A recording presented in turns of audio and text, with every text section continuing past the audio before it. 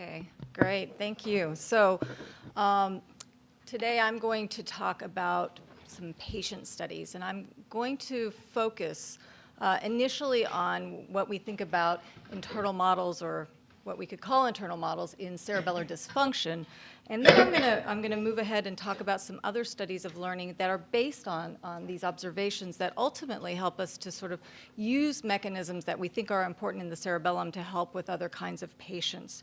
So my work is, I'm gonna talk to you about studies that sort of loop back onto themselves. When I started my work, many years ago, I was really interested in people who have cerebellar ataxia, and I'm going to show you what that looks like, because we've been talking about the cerebellum and how it contributes to movement control. And from my perspective, I'm very interested in helping these people to learn how to move better. And this is a very challenging problem. And so in understanding their deficits, I wanted to know whether I could understand how their learning problems would relate to movement function. And we studied cerebellar motor learning across many different domains, which ultimately led us to study normal motor learning. I'm going to talk today about some locomotor learning as well, and eventually I'm going to show you some data that understanding this process actually helps us to rehabilitate people with some very serious cerebral lesions. And this has actually been a very fruitful process with my Google Drive and my duck. Sorry, where did it go? I can't see without my glasses. Okay, there we go. Thank you. So studying this process has actually been essential to understanding how to leverage these mechanisms for rehabilitating people with cerebral lesions. Now, the problem is I actually haven't done a very good job of understanding these mechanisms well enough to help people with cerebellar damage. So that's why this circle loops back down onto itself, because right now we're really focusing on other learning mechanisms to try to understand how to deal with people with cerebellar ataxia. So what I'm going to do to start with is show you what somebody with cerebellar ataxia looks like. This is a gentleman that has a sporadic condition. He has a degenerative disease in the cerebellum, and he shows fairly pure cerebellar signs. He's going to reach to his chin and to my finger, and what you see is he oscillates, he misses the target, and has to make corrections. You'll also notice his trunk tends to move as he moves his arm, so he's not stabilizing his body for the dynamics of his arm movements. This is a very classic-looking reaching dysmetria in cerebellar disease. And so we've been interested in this for many years and trying to understand what is going wrong in these patients. Now, when you see these guys, they can move, they can create force, they are not weak, they are not paralyzed in any way, yet the movements that they make are this classic incoordinated dysmetric movement. And so we recently decided to see if we could understand if there is a problem of model dynamics in the brain. And if there is, which has been speculated over many years, is it something that we can actually change? And so the question really is the brain's model dynamics different than the actual dynamics? And if it is, can we do something about it? So we study people that have degenerative diseases in this case. So here you can see the cerebellum in this MRI, and you can see the splaying of the fovea. So this is somebody who has a very significant cerebellar degeneration. And what we did with these folks is we had them make reaching movements, and really simple reaching movements in this case. So we put them into a robot. This is a kin-arm robot. And we had them make some single-jointed, rapid reaching movements. Now, in doing this, this allowed us to identify whether we could see a bias in their internal representation of their body's inertia and their body's viscosity. So just to give people a real feel of what these properties are, of course, inertia is the predominant thing that you feel when you swing a baseball bat and you have to decelerate it. So your limbs are very inertial.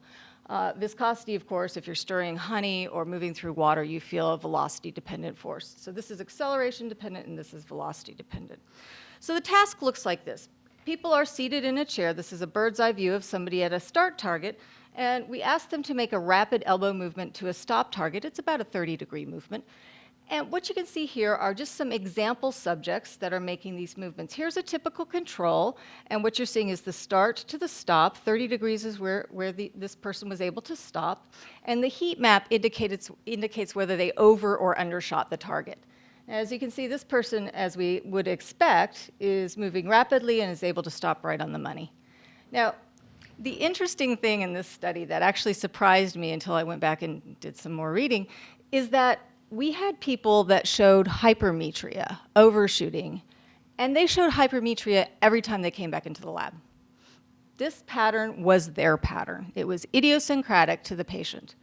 And we had patients that showed hypometria, that is, they undershot the target. And this was idiosyncratic to their reaching behavior. And again, bringing people in over and over again, we saw these patterns of movement.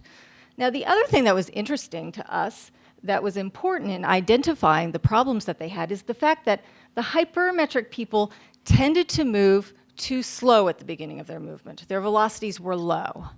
But by the end of the movement, when feedback kicks in, they start to speed up and they overshoot the target. And you see the opposite pattern in the hypometric patients. They start out actually moving too fast. And then feedback-based corrections make them slow down and they undershoot the target. Now, this is interesting to us because it allowed us to speculate about what kind of mismatch we're seeing in the internal model dynamics versus the actual body. And so what we did to try to identify this are three things. The first thing we did is we looked to see if we could induce the same kinds of problems in healthy people.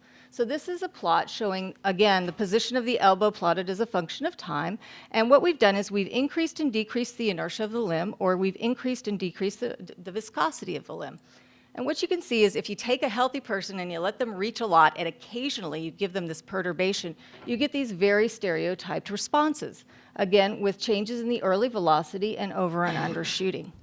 Now, you can also do this in a model, a very simple model, where we're modeling a mismatch between internal model dynamics that are in the controller and the plant, and the model reproduces what we see nicely in the control perturbations.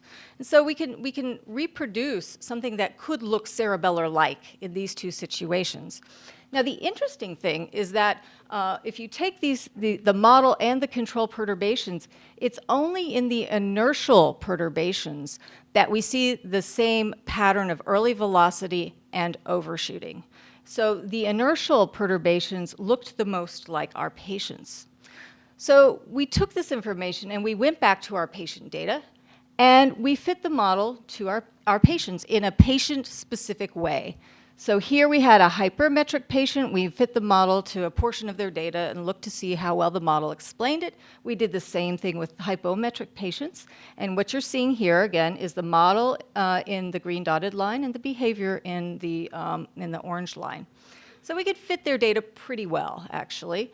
And it was actually the best fits we got were with only the inertial term. Inertia and viscosity, when you let it play out, it doesn't look like their pattern of overshooting and then correction at the end of the movement.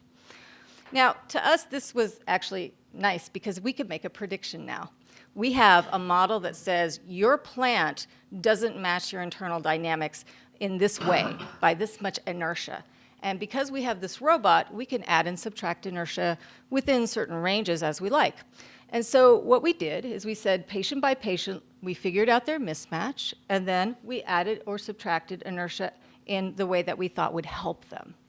So what you see here are our patients. This is the amount of dysmetria or overshooting that you see. This is an individual patient here. And this is before and after we added the appropriate inertia or subtracted the appropriate inertia. And what you can see is that if we give patient-specific compensations, we can move them closer to zero error. And we also correct their initial velocity problem. Now, what you'll also notice is that these guys are really variable. So each subject has a lot of intra-subject variability. The standard deviation bars here are quite large. Of course, between subjects, we get nice responses in the right direction, but we haven't corrected their variability. So this is only part of this problem that these patients have. But what we have identified is a patient-specific bias in these internal representations. And we can replicate it both with control subjects and using a very simple model, and we can actually correct it on a patient-by-patient basis with the robot. So this is proof of principle that we can identify something that looks like an internal model mismatch between the plant and the brain's model dynamics. Now, at this point, it's very much a toy problem. So we're only looking at this very simple movement in the robot. And in the real world, what we want to be able to do is to change their representation, or to be able to deal with their misrepresentation of their entire body. And we haven't started doing that yet. The other thing is that they're not learning anything here. We're just correcting it for them. And so we're ultimately interested in understanding how to leverage other systems to help them to learn. And I'm not sure that we're going to be able to do that. And so that's one of the things that we're exploring right now. So I'm going to move on, and I'm going to talk a little bit now about cerebellar deficits in motor learning. So all of us here change body dynamics with age. We change weight in good directions and bad directions. We deal with lots of objects that are inertial, and so we have to constantly be recalibrating this internal representation of body dynamics. And we know from the other talks today that these are error-driven learning mechanisms to predictable demands, and they persist when you remove the predictable demands, so you have to wash them out. So and actually this is a study that was done with Jorn, and Jorn had a huge part in this study. He really did a lot of the work with my student Yawen Seng. What we did is we asked the question, what kind of error is really most salient for this kind of learning process, this cerebellum error-dependent learning? And by that I mean, is it important if we let people make motor corrections for their error, or is it only important that they actually see their error and they don't make a motor correction? So in this case, we had people reaching to 3 targets, and we introduced a visual rotation, which I'm not going to describe again because you've just heard about that, partway through this paradigm, and then we looked to see how people learn that rotation. Now, the interesting thing here is that in one condition, we asked people to correct and to get right on the target. So they were allowed to reach and make corrections and move to the target. And in another condition, we had them shoot through the target. We didn't let them make corrections. We had them move quickly and go right past the target. Now, one idea that we had initially was, if you're a healthy person and I allow you to make motor corrections, you might learn better because you have an extra source of information about your error. You now have the motor corrections that you can use. If you're a cerebellar patient, your corrections are irregular and they tend to be extensive, and it might actually worsen your learning. And so we were wondering whether these corrections would have different effects on controls in people with cerebellar damage. And so what we found is that they didn't. In fact, if you have people point, here is a control. Here are reach trajectories from a bird's eye view. Here's a cerebellar patient. You can see they have this interesting pattern of dysmetria, and it's due to the anisotropy of the arm, bigger errors in certain directions. You introduce the rotation. You can see it here, blue to green. There's our rotation in early learning. Late learning, the controls look good. Their orange is right over their baseline, whereas the patients continue to not learn. And then when we go to post-learning and we remove the perturbation, these guys have after effects in the opposite direction, and these guys pretty much go back to their regular pattern. So we didn't really, I'll tell you, we did not make these people worse with their motor corrections, and we didn't make these people better. If you do the same experiment with the shooting movements, controls are perturbed, they learn, and they show after effects. Cerebellar patients are perturbed, they don't learn, and they don't have after effects. So it's interesting that this sensory error is really all that's operational here in this learning paradigm. The motor corrections didn't seem to matter very much. And I was a little bit surprised by this. I was expecting motor corrections to be meaningful here, but they were not. So I'm going to turn my attention now to walking because again, my goals in the lab are really at understanding these mechanisms well enough to help people with their rehabilitation, and walking is sort of the #1 thing that people come in and really want to be able to do. So over the years, we've developed a paradigm that really was based on work in cat and some work in infants and some work in adults by Dietz using a split belt treadmill.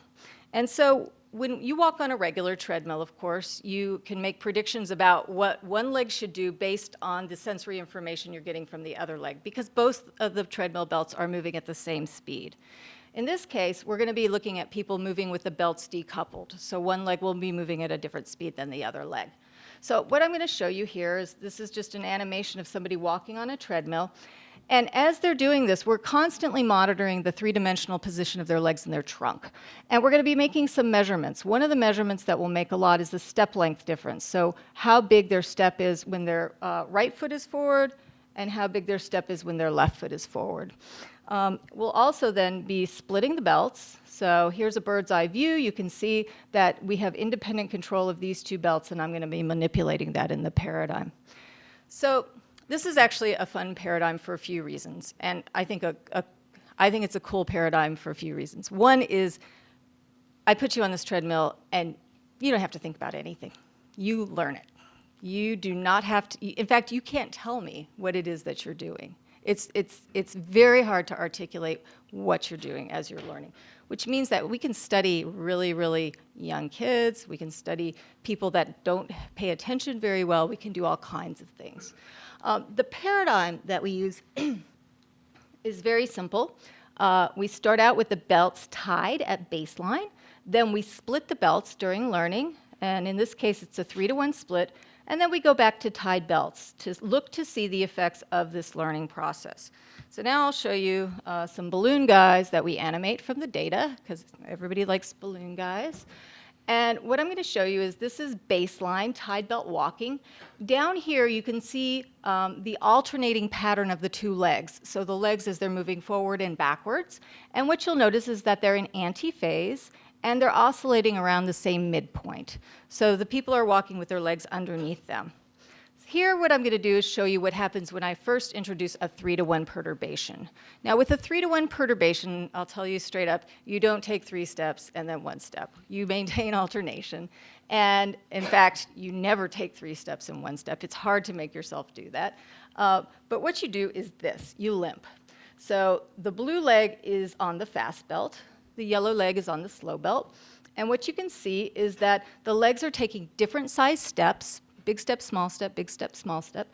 And you've introduced a disruption in phase, and you've also introduced a change in the point about which the legs are oscillating. One leg is actually walking in front of the other leg. And so this pattern, you could do this all day, but you don't. You actually correct this. You can see the step sizes become the same, and the alternation is in anti-phase again, and you're oscillating around the same midpoint. So this is the learning that you do during this task. And if we go back to this condition, what happens is you actually have after effects that are in the opposite direction. So little step, big step, little step, big step. So you have a change in the center of oscillation about your body, and again, you have this phase disruption. And all of those things lead to a symmetry issue during learning and post-learning. Okay, so this is the basic paradigm. I'm going to tell you a lot about this now in sort of snippets. The first thing I'm going to tell you is you're going to see graphs that look like this. So we analyze thousands and thousands of steps. And what you see here is a measure that I'll call step symmetry. It's the difference between the step sizes normalized to their sum. We normalize it to their sum because some people are tall and take big steps, and some people are shorter and take small steps. So that way we can make a fair comparison between them. So here is baseline. People walk at symmetry. We split the belts. People learn over a couple of 100 steps. Here is a little catch trial where we put the belts back to symmetry, and then you relearn a little bit, and then here's the after effect when we go to tied belts. So this is step symmetry as a function of step number. Okay, so the first thing I'll tell you, which I'm sure you would predict based on what you've seen so far, is that if you're updating some kind of internal representation of your movement on this weird device, it's cerebellum dependent. So here's a cerebellar patient walking on our treadmill. We put lots of old and impaired people on this thing, and they do pretty well. They can maintain a stepping pattern. They can produce pretty good anti-phase. But as soon as we introduce a 2-to-1 perturbation in this case, the pink leg is going faster than the blue. You can see that they limp, and they continue to limp. In fact, they get kind of tired, and they don't learn. And we've put people on this for long periods of time, and we've been unable to get them to learn this new pattern. So you go back to regular treadmill walking, and it looks very much like baseline. So this is just another example of the many that you've already seen, showing that this kind of error-dependent learning process we think is cerebellum-dependent. And here is, during the split belt walking, each dot is a step symmetry value. They just don't learn, and they don't have any after effects. Now, okay, so all I've shown you in this section is that we know something about cerebellum-dependent learning mechanisms. We know that they occur in reaching and walking. We also know they occur in the oculomotor system and in postural control. And we know that you don't necessarily have to make motor corrections in order to be able to learn from sensory errors, and that, in fact, it really doesn't seem to make a difference in the reaching movements I've told you about. So I'm going to turn now, because we've been studying this in the cerebellum, and we're very interested in updating internal representations of movement, but it's a little bit hard to think about what exactly is being learned in this case. People can't articulate it, and we can measure things, but the question is what is really going on. The first thing that I'll say is, honestly, you don't really have to learn this. You could walk like this and get where you're going. And in fact, I'll show you that stroke patients do just that. But healthy folks, adults and children, do learn this pattern. And what it seems that they're learning can be represented in two domains. So what I'm showing you here is another representation, just like those limb angles. So this is flexion, extension, flexion, extension. This is the leg that's going fast on the treadmill. This is the leg that's going slow on the treadmill. 0 here is sort of midline of your body. So you can see this leg, the solid line leg, is walking in front of the body a little bit, and the back leg is walking behind. And at the break, you can go do that, and you can do it pretty well. It's not very hard, even though it seems weird. So what you see here is the spread of the legs that can be represented as sort of this distance between these two angles. So it's sort of the spread of the legs. In this case, the slow step is a lot bigger because the fast leg is yanked behind, and the fast step is a lot smaller. And this is the asymmetry that we've been measuring all along. Now, one way to look at this is to say, well, how would you correct this problem if your legs are, one's walking in front of the other one and they're not in good antiphase? You can correct it in two ways. One way you could do it is you could shift in space, realign the point about which your legs are oscillating. And when you do that, you actually equalize the step sizes. So all I've done here is you see that the oscillation point has been shifted down so that the legs are taking even steps. The other thing you can do is you could shift these two curves in time relative to one another. So you could change the phase. And when you do that, you can also change the stepping symmetry by simply changing the phasing between the two legs. Now, I tell you this because we think that these are probably independently controlled. We think that this one may be more spinal, and this one may be more cerebellar. But I'll show you some data, and you can decide for yourself. The first thing I'll show you is that these things develop at different times. So what I'm showing you here is our measure of step symmetry, and this is adaptation and post-adaptation. This is step count, and this is the perturbation in adults. So it looks very double exponential, nice learning curves, very tight. This is what it looks like in children. Here we have age 3 to 5, 6 to 8, 9 to 11, 12 to 14, and so forth. What I want you to notice is that this kind of learning is not mature in 3 to 5, 6 to 8. Even 9 to 11-year-olds don't show this nice double exponential pattern of learning. They learn slower, and they learn more in a single exponential or linear way. So learning of this walking pattern isn't really mature until you get closer to 12, which is a little bit surprising because we think of walking as being mature around age 6. Now, if we break apart this step symmetry measure and I say, where is this learning problem coming from? It turns out that it's the spatial component of learning that is disrupted in these children, that is not mature. So here, actually, our 6 to 8-year-olds, our youngest kids kind of show flat learning in this case. These guys show very slow learning, as do the 9 to 11-year-olds, and you really only start to see an adult-like pattern later. In contrast, if you look at the temporal measure, the phasing, look at the little kids. I mean, these guys have, even though they're more variable, they have a nice double exponential pattern of learning. And it's all the way through development. You see that this has not changed. So we seem to see a preferential developmental time course for learning this spatial control. The other thing I'll quickly tell you is that if you stimulate the cerebellum in healthy adults, you can actually, using transcranial direct current stimulation, you can speed up the learning by putting the anode over it, and you can slow down the learning by putting a cathode over the cerebellum, which initially I thought, this is crazy, this isn't going to work at all. But this kind of non-invasive brain stimulation can actually modulate learning rate. And it turns out the way it does this is, again, through our spatial control, not through the temporal control. So here you can see we speed up spatial control with anodal stimulation, and we slow it down with cathodal stimulation. And here we don't change the phase. So the point here is that we've got this kind of learning. We can break it apart, and we can actually show that there seem to be two systems involved in this learning. And one is very automatic and obligatory, and it comes online really early in childhood. The other one seems to develop in childhood and is amenable to stimulation to the cerebellum. We can manipulate it. Okay. In the remaining few minutes, I'll just tell you one more thing, because really what my laboratory is interested in is taking this to translation. So we want to make people like this walk better. This is somebody who's had a cerebral stroke, and you can see that they limp. So all I've shown you up until now is healthy people and how I can train in a limp. So this is somebody who's had a stroke, and what I'd like to do is train out their limp.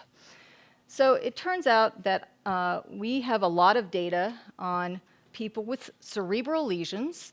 We know that people with cerebellar damage don't adapt. Adults and children with cerebral damage do adapt. They can transfer their learning nicely to overground walking, and I'll show you they can improve with long-term training. So the hypothesis that we've been pursuing is that, can we use this system to correct for deficits that we see from damage to the other system? And so it turns out that this is at first it was kind of a non-intuitive thing to do, but it turns out that we can actually take people and we can force them to learn a new walking pattern, again, without them having to think about taking a big step or a small step, by putting them on this treadmill. So this is somebody who suffered a stroke. Here I'm showing you what their step lengths were like as they're walking along on the treadmill, and this is with the treadmill belts tied. And that means this person has a limp. They're taking a longer step with their non-paretic leg, actually. So they don't like to stand on their bad leg, their paretic leg. And so, I'm sorry, I said that backwards. They can't advance their paretic leg. This asymmetry gets bigger when they walk fast, and then smaller when they walk slow. What we found is that if we split the belts and we make their asymmetry worse, that forces them to learn how to correct it. So when we go back to the regular treadmill, if you compare blue to yellow, what you can see is that we force them into a more symmetric walking pattern. I'll tell you straight up, if you ask a stroke patient, if you say, please, try to take an even step, try to take an even step, what they'll do is they'll take a smaller step with one of their legs to try to even it out. It's actually very hard to get them to do something like this, and they've kind of met in the middle here. But the point is that we're trying to leverage cerebellum-dependent mechanisms in order to help them to acquire a new walking pattern. This is just to give you another video. This is actually our most severe cerebral lesion. This is somebody who's had a hemispherectomy. So this is a little girl. This is 3 weeks after her hemispherectomy, which she had for seizure disorders. She has Rasmussen's encephalopathy. And so they took out, this is actually her brain. They took out one hemisphere. They don't disrupt the ventricle. They don't get rid of the thalamus if they can. And this is going to be her walking on my treadmill. Here she is at baseline, and what I want to show you is her asymmetry. She has trouble swinging her bad leg through, which is the leg farthest away from you, and so she takes asymmetric steps. She's not able to get that leg into nice extension. So that's what you're seeing here. Then we put her on the split belt, and we actually exaggerate her limp to try to force the nervous system to learn a new pattern. And so this is a bit harder for her. She's still vaulting on her toe to try to get her leg through. But we train her like this for 10 minutes. And after 10 minutes, we can get her to do something that looks like this. So we've got symmetry back. She's not vaulting on her leg. And she's able to pull this leg into nice extension. And that's really what we want her to do. So this is a purely therapeutic application. Now, 10 minutes, not going to change her gait pattern. 10 minutes, it's going to wash back out. But what we found is that repeated exposures to this can actually train people to learn a new walking pattern. And it's probably not just through the cerebellum-dependent mechanism. It's probably through cerebellum-dependent mechanisms with some kind of reinforcement learning on top of it. I'll show you what this kid looks like a few years later. I saw her at a hemispherectomy reunion, and I videoed her walking. You can see I don't do good correction, Mark. Anyhow, look at, I mean, this walking's amazing. You can also see she never got her hand back, which is pretty typical for this. The hand never returns. So this is kind of a neat application, which wasn't what we were going for at the beginning. We were going for correcting cerebellum-dependent movement problems. This slide is just to show that we can train a group of stroke survivors. At baseline, they're asymmetric. Post 4 weeks, they're more symmetric, but they're not perfect. But then they keep improving even when they leave our training program, and they're getting even better. So we think that this is a useful application of understanding something about how these systems work together. Okay, so what I've shown you here is that, you know, it's nice that understanding this kind of learning well enough, it allows us to apply it to something that, that may be useful for patients. And we're still studying this long-term learning, and we're trying to understand who will benefit and who won't, because usually not everybody benefits. And what's interesting is we're finding that if we put the really severe stroke survivors on their treadmill, and these are the people that take like a step, and then they pause, and they take another step, and they pause, they don't learn very well at all. You really have to be walking to learn on this treadmill. And if you walk too slowly, it doesn't seem to help very much. But if you walk at a decent speed, like, I mean, it can still be a very slow speed, they learn really well. Okay, so that's sort of the loop that we went through. As I mentioned before, I haven't done very well in that regard. Now I know a little bit more about maybe there's this mismatch in their internal representation of limb dynamics. We're pursuing other learning mechanisms in the cerebellar patients. So right now we've been studying some reinforcement learning, giving binary feedback and letting people explore.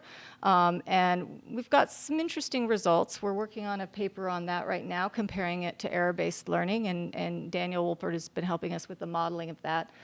We're also applying other learning mechanisms, layering them on top of the adaptive learning mechanisms to try to improve sort of the stickiness of the learning in the stroke patients. So it's one of many things, but I think that this knowledge of internal representations is actually really useful. And I always like seeing all of the data from the lower animals, because it's really helpful to me to think about what's possible. So I'll end there. Thank you.